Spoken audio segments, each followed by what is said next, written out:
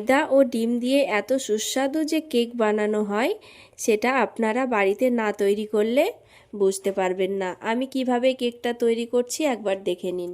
আমি এখানে 250 গ্রাম দুধ নিয়েছি ও 3 চামচ চিনি দিয়ে এটাকে ভালো করে মিশিয়ে সাইডে রেখে দিলাম।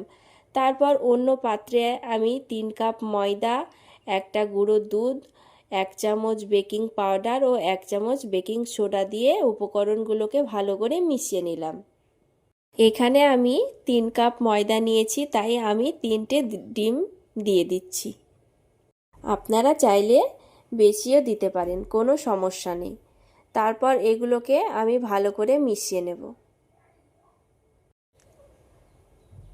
তারপর অল্প অল্প করে দুধ দিয়ে একটা ব্যাটার তৈরি করে নেব।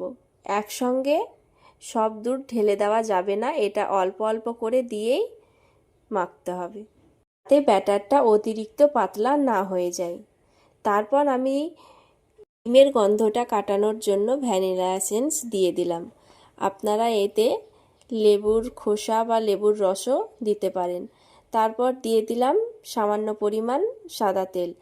তারপর এই উপকরণগুলিকে ভালো করে মিশিয়ে নিতে হবে। দেখুন ঠিক কেমন হবে, ঠিক এই রকম, খুব পাতলাও না খুব গাঢ়ও না।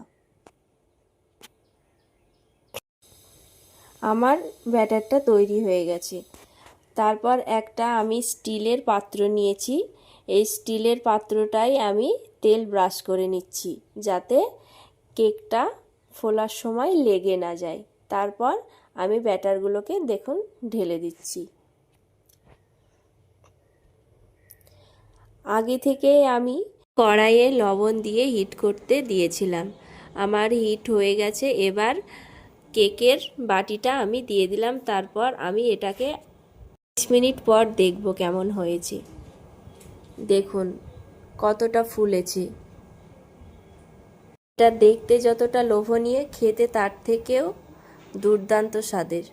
আপনারা প্লিজ একবার হলেও বাড়িতে ট্রাই করুন, আশা করি সকলকে ভালো লাগবে।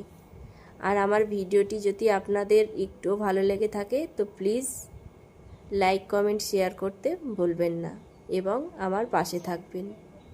ধন্যবাদ।